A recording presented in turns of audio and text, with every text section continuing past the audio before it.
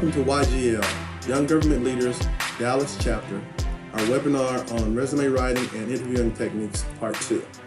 If you missed Part 1, don't worry, it's online and available for you to watch at your earliest convenience.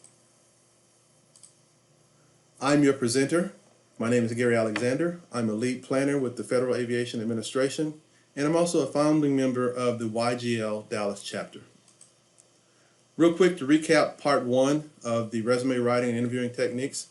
This is for those that were not able to attend the previously broadcast program. So we're recapping really quick. We answered the question of where do you find federal jobs. We showed you to go to USA Jobs. That's where all of the federal jobs are listed. In our agenda, we talked about navigating USA Jobs, the website, how to go there, the things that they have on the website. We showed how to set up a profile. We didn't really go into a lot of detail, but we highly recommend that you set up a profile for your USA Job. It will help you in your job search and also help you target so you can build your resume, which is kind of what we're talking about here. There are a lot of jobs out there, and you have to figure out, peruse USA Jobs website so you can see what those jobs are. We also learned new terminology. We call jobs targets of opportunity, TOOs. So you search those targets of opportunity on USA Jobs and you find the one that you really like. Then you can start building your resume to that particular job. When you go on USA Jobs, one of the first things you'll see is this section that shows you the most urgent hiring needs, and you want to peruse that section. If anything jumps out at you, look at it more deeply. We also dove into one of the specific jobs. We typed in some information and a job popped up, and we went through it, the different things about the job, when the position opened, how long the application would be available for you to apply, the types of position, the pay scale, we talked about that. We talked about the location where the duty station is, if it's local or if it's across the country. We also talked about who the job is open to, who can apply for that job. We went over those kind of things. And then we went ahead and jumped into the job descriptions, actually the requirements, the conditions of employment. And you have to be a U.S. citizen, registered, selective service, so forth and so on. And that's where we ended on Part 1. Today, we'll jump in on Part 2 and pick up from there. Again, we're excited that you're joining us, so let's jump into it. We left off with requirements last time, and we talked about the conditions of employment. So moving forward, we're getting to another phase of the requirements, and it's talking about the qualifications. For example, you see it here, or if we remember, this particular job was for pay band F through FVJ. Now, because this is a FAA job, their pay bands start with F for whatever reason, but you can match it to the GS scale as well. So that's another thing you need to consider when you're looking in USA Jobs and you see those different positions and the bands that they're at. It may be an N band, it may be an H band, whatever it may be. You have to look in OPM, if you don't know what it means, to make sure what level that you're applying for. Match your qualifications to the level that you're applying for. If you don't meet that qualification level, then you already know. So for example, here on this one, it's an FVF level. So you can see FVF level, based on work experience, the applicant must already document 3 years of full-time work, general experience based on knowledge, principles of electronics, mathematics, computers, so forth and so on. The thing about federal government jobs is they are very, very specific in what they're looking for. On the corporate side of the house, they can be a little bit more vague. For example, they can plug and play. They can interview you for this position, but if you fit more on this other side, they may push you over to the other side to fill that slot over there. They don't do a lot of that in the federal government sector. We go to the G level, FVG. Applicant must document 1 year specialized work experience equivalent to at least the next lower level that demonstrates an extensive knowledge of basic electricity. So what it's saying here is that even though you're applying for the level above the F, which is the one we just looked at, you need to have at least another year of specialized experience, more so than that person at the F level. The F level is the entry level. So if you don't have 3 years and really thoroughly know, say, electronics, computers, mathematics, whatever it may be, for that position, then you don't qualify. So you have to be careful and really, really read it to make sure that you are meeting those qualifications. Same, it goes through all the different levels: FVH, FVI, and FVJ. Remember, that position was from an FVF through an FVJ. If you meet all those qualifications, and here's the part that I was telling you about. See, this FVH in the Federal Aviation Administration is equivalent to low level pay band G level 2 or FG or GS 10 or 11. So that's the thing that I'm talking about. When you're looking at these jobs in USA Jobs, whatever the particular, say it's DHS, whatever their pay band scale is, if it's GS, if it's F, if it's NH, whatever it is, you need to make sure that you know.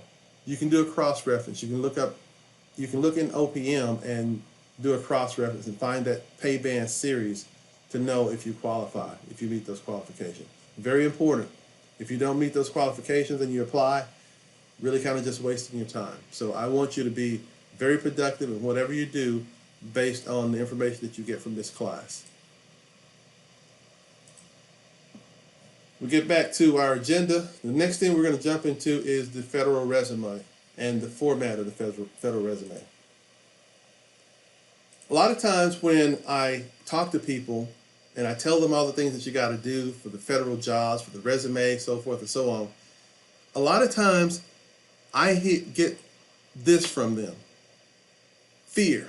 Like, oh my God, no, I'm not going to apply for a federal position. And you ask them why? It's because look at it. The paperwork is killer. It is too much paperwork. True, it is a lot of work. There's a lot of paperwork. There's a lot of thinking through and reading through, making sure you meet all those qualifications. Remember, it's the government. You got to dot all the I's and cross all the T's. Some people just say it is just simply too much work. I just don't want to do it. And so, therefore, they pass up a good opportunity. Here's another way to look at it. President Theodore Roosevelt said, "Nothing worth having comes easy." The great Vince Lombardi said, "The price of success is hard work, dedication to the job at hand, and determination that whether we win or lose, we have applied the best of ourselves to the task at hand." That's what I hope you get out of this class. Understanding how to apply the best of yourself to the task at hand. The task at hand will be writing your resume, interviewing, and successfully winning the position. Now, let's talk about federal resume versus private industry resume. If you are new to the federal government sector, you don't understand the difference, and you probably didn't even know that there was a difference. If you're in the federal government already, then you understand. The thing here that this class will help is help you structure your resume better once you get into it. We know that there's two paths. You go the federal resume path or you can go the private industry path. But don't worry, once you finish this course, you will only actually see one path. There won't be any more confusion. Here's the things to include in your federal resume. If you look, the federal resume is generally 3 to 5 pages. Private industry is generally 1 to 2 pages. In the federal resume, you have to give a chronological order of your resume history, the things that you've done. Traditional format with no graphics. Whereas in the private industry, you can make it eye-catching. You can use bold print. You can use colors. You can colored paper, all that kind of thing. None of that works in the federal government. You have to give, here's a biggie, you have to give details of each position for the last 10 years. Now granted, you do some of that in the private sector, but you don't have to give your supervisor's name, phone number, the address of the company, the salary you made, the rank you had in the military. You don't have to do all of that in the private sector. In fact, You don't want to tell what your salary was, because if you tell what your salary was, then they can put a clamp on how much they're going to offer you. It doesn't work like that in the federal government. You have to tell what your salary was. And then not only that, they can go back and look. The accomplishments are your selling point. So you want to get upfront detailed information on that to kind of make it pop out. That helps separate you from the crowd. KSAs are something that is storytelling. It's helping you. It's part of the application. That's another thing. Though your resume is 3 to 5 pages, right? The other thing that you have to do, even though if you look on the job ad, it says KSAs, that's an acronym for knowledge, skills, and abilities. It really kind of supplements your resume. So let's say I did this kind of work. I was an electrician and I did so forth and so on. I repaired all these systems across the country. Okay, your knowledge, skill, and ability would drill down and say, okay, how did you provide teamwork? And so you can go into that KSA, write a KSA, a knowledge, skill, and ability about your job, what you were doing. As an electrician, I had to get the groups together. And because of the groups that I got together, we were able to save the company $10,000 with the work that we did. And we did it in 3 weeks' time. That kind of thing. That's what your KSA does for you. And that's how it boosts your resume even higher than it would normally be. You don't get an opportunity to do anything like that when you're doing a private industry resume. In fact, you don't have to. You kind of do that when you go to the interview. Keywords, when you're looking at those job ads, so we call them bids. When you're looking at those job ads on USA Job, you want to key in on those keywords. If it says timeliness or project management or data management or whatever the keywords that stand out, and they will be there. You'll see them. They're not hidden. You want to write your resume to pinpoint those keywords. If you do that, it'll stand out every time. And you use a combination of accomplishments and duties in your description.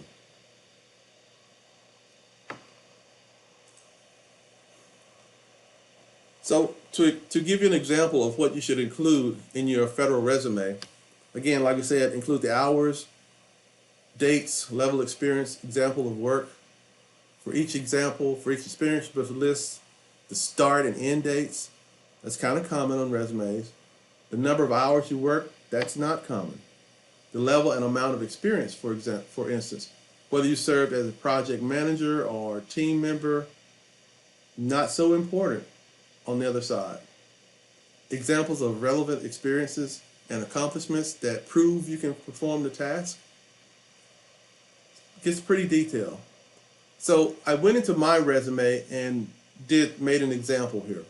Here's how I listed it out. My professional experience: aviation technical system specialist, lead planner for NAS planning and integration. Here's the company I work for. This is the group within the company. This is the address. Across from there I have, when did I start in this position? Started here to the present. What's my series? Because in the federal government you have a job series. Like in the military, let's say you were a 5954. That's a communications technician for air traffic control. That will be your series. That will be 5954. And then you have to correlate that to whatever it is in the government. So here, FVJ. Then the salary would be $456,789. Again, hold the bus, pump the brakes. I don't make that kind of money. I wish I did. So I put a note down here. Attention, these are just numbers for an example. Please do not report me. Don't tell everybody I'm making that kind of money.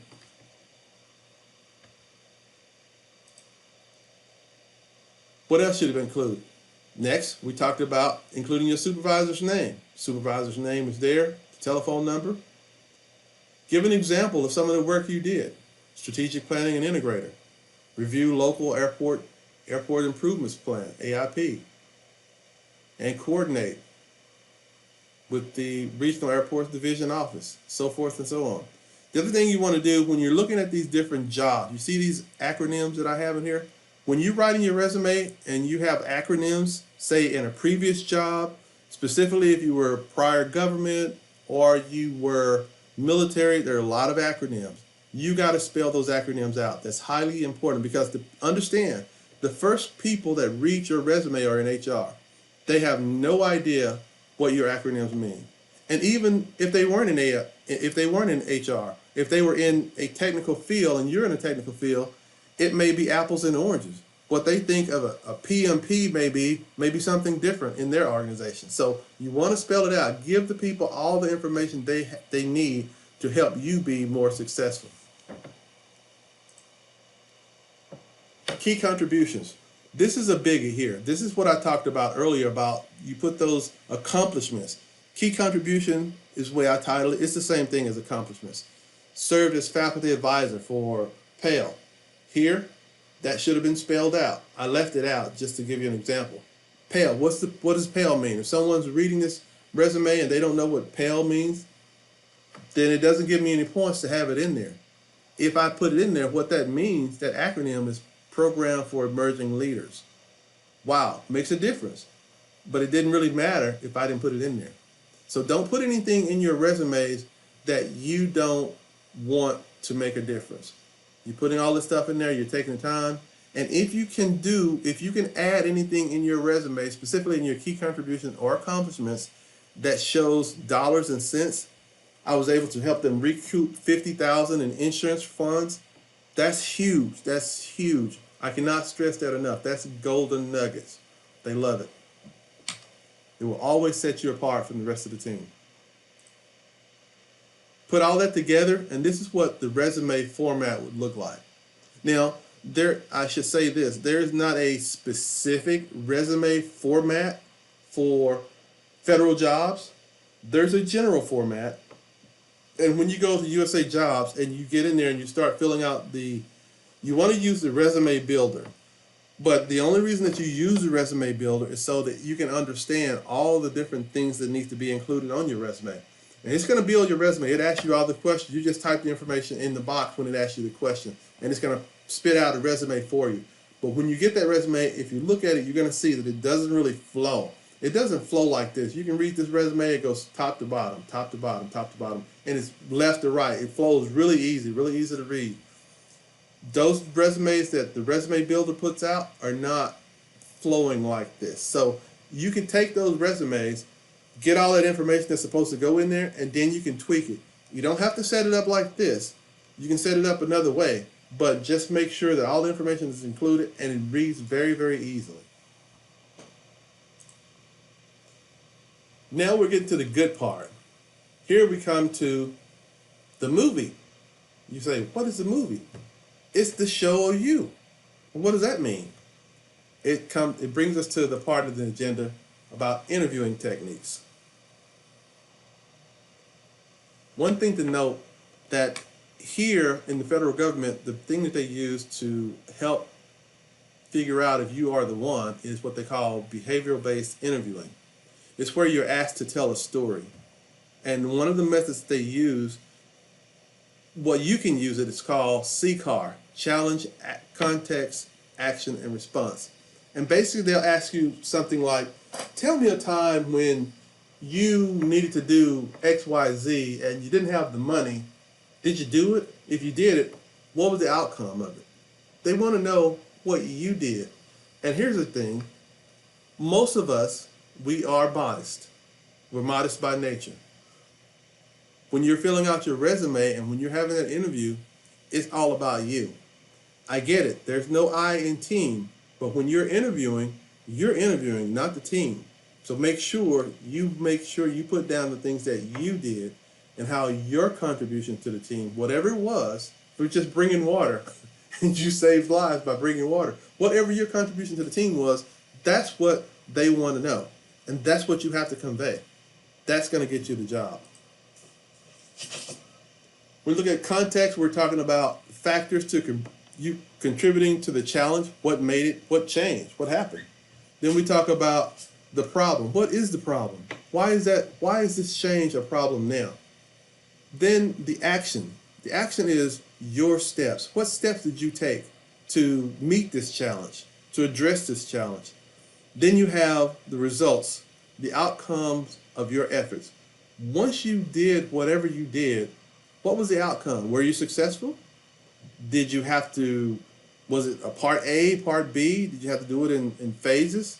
What was the outcome? That's what we want to know. A typical interview question, like I said before, it's like, tell me a time when you were asked to solve an issue that had never happened before without having authority. What was the issue and what did you do? You have to get specific in a question like this. In an interview, these are the questions, kind of the questions that you're going to get when you have it, when you have the interview. And so when you do that, you want to make sure that you answer the question in this context, in this form. If you stick to this challenge, context, action, response, you're always going to answer the question right. But if you go back to here, when they ask you this question, think, okay, what were the factors contributing to that challenge that they just asked me about and the problem? So what made those factors a problem? How did it change everything? So once I figured that out, what steps did I take to rectify that situation or address that problem? And if I addressed that problem, what were my outcomes? Was I successful? If you do that, you answer that question in that manner, you'll always answer the question correctly. Challenge, context, action, results. Again, factors contributing to the challenge, the problem, your steps, outcome of your efforts. The biggest takeaway from this is that when you finish answering that question, every time you're answering a question, I've seen it many times. I've sat on many boards, many interview boards. I've interviewed people. I've read people's resume packages. The thing about it is when you're at the interview, you're at the panel, there may be one person, there may be 4 or 5 people interviewing you. It may be a in-person interview where you're standing in front of a table and they're asking questions. You may be sitting at a table with them and they're asking you questions. It may be a telephone interview. Those are kind of difficult because you don't get to read the body language. And then the silence, sometimes people take the silence as, oh, well, I should keep talking. If you're finished with your answer, you're finished with your answer. Then now we have Zoom interviews and we have team interviews on MS Teams. So there are a lot of different things that you need to look at and understand how to do better interviewing techniques. But my main point here is that always, always, always in your response, your answer, by tying your answer back to the position you're applying for. So example, if I were saying I saved them $50,000 on this problem I was working on, and what I would do is I tie that back to the position I was applying for. Let's say I was applying for a position where I was doing accounting. And I say I saved them $50,000 by going through all the records and reconciling the accounts and everything. And which, if I was in this position, what I would do in this position, I would do this, which helped me to save the money that you guys would need to save. Something to that effect, but just basically tying whatever it is, the question that you were asked, tie it back to the position that you are applying for. That's going to make people sit up straight. That's going to make them take notice. They're going to put stars by your name because they understand that you're cued in. You know what's going on. You understand, and you're sharp. You're light on your feet. You can think, and that's what they're looking for. They're looking for a fit. If you're able to tie the answer to your question, your answer to your question, back to the position that you're applying for, money in the bank. That coupled with actually putting dollars and cents, if you got any kind of certificate for the work that you did, or even let's say the president of the company sent you a letter of thank you, that's huge because someone took the time to understand your value, your worth, and they reached out and said something to you about it, and you have that in your pocket.